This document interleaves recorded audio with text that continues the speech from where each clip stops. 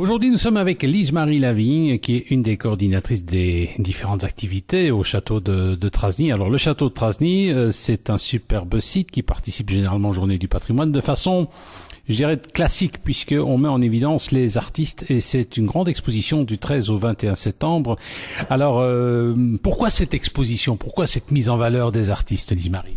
Ben c'est venu par hasard il y a 4 ans de mettre quelques personnes qui disaient ah oui mais on devrait faire une exposition, c'est agréable, le site est magnifique, et puis on dit oui mais tiens on aimerait bien suivre des cours de peinture, et puis Henri a dit bah pourquoi pas, moi je veux bien initier quelques personnes, et voilà, de fil en aiguille nous en sommes à notre 4e édition, et petit à petit c'est presque les artistes qui demandent de revenir plutôt que nous qui allons les chercher. Nous sommes avec Lise-Marie Lavigne, qui est une des coordinatrices des activités ici au château de Trasny, et du 13 au 21 septembre, c'est bien sûr l'exposition des artistes. Alors, le cru 2014, il est bon?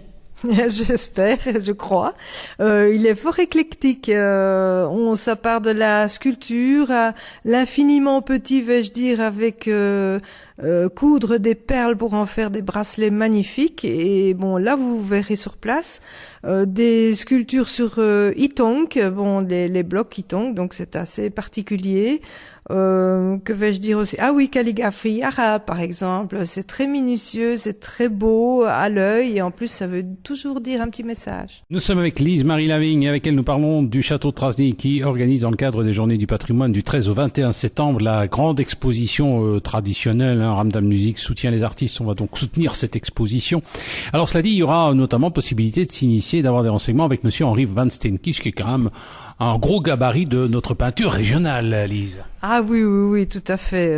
Quand on voit les réalisations faites depuis, donc il travaille, il a bien fait l'école des Beaux-Arts, mais il est également très étendu en gamme. Il sait faire du classique comme de l'huile, l'acrylique, et puis du très moderne.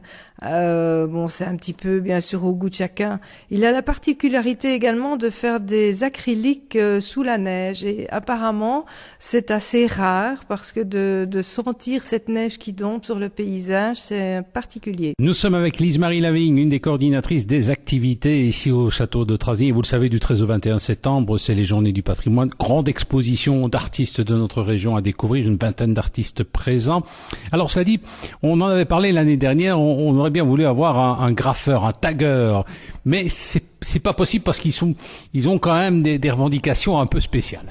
Oui, voilà, ils aiment bien les murs. Malheureusement, les murs du château, on ne peut pas les taguer. Donc, éventuellement, on avait pensé sur des grandes peintures, sur des bâches. Je veux dire que ce soit des bâches ou éventuellement même de la toile, mais à assez grande mesure. Mais il n'a pas répondu à notre appel. Donc, si jamais il y a quelques tagueur amateur qui veut venir initier, montrer du moins son art, parce que c'est vrai que je trouve que ça rentre vraiment dans la quinzaine des artistes ici.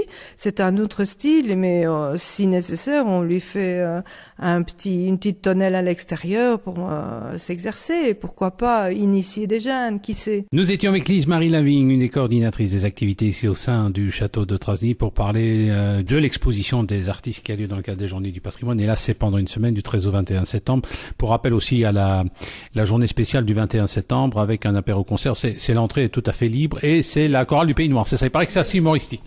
Oui, Marie-Paul anime ça d'une main de fer dans un gant de velours, mais côté humoristique, elle s'est engagée, je vais dire, ses chanteurs de façon très agréable, et puis de faire participer le public également, avec des chansons qu'on croit perdues, et puis qui nous reviennent comme ça, petit à petit en mémoire, et c'est très agréable. Ça va, donc c'est à découvrir. Est-ce que les artistes sont présents durant toute la durée de l'exposition, ou ils sont présents à certains moments? Oui, bien sûr, au vernissage, le week-end des fêtes du patrimoine, donc du 13 au 14, ils seront là, le 21 également, et puis en semaine, faut pas oublier que c'est ouvert aussi de 14 à 17 heures. Là, vous ne les verrez pas tous, mais il y a une permanence assurée, et ce qui permet aussi un partage peut-être plus agréable, moins dense, je veux dire, il y aura moins de public, et puis les artistes aiment bien expliquer leur art et faire partager cet art vers le public, et voilà, normalement, le le premier week-end, ils sont pratiquement tous là. On viendra les découvrir. Merci.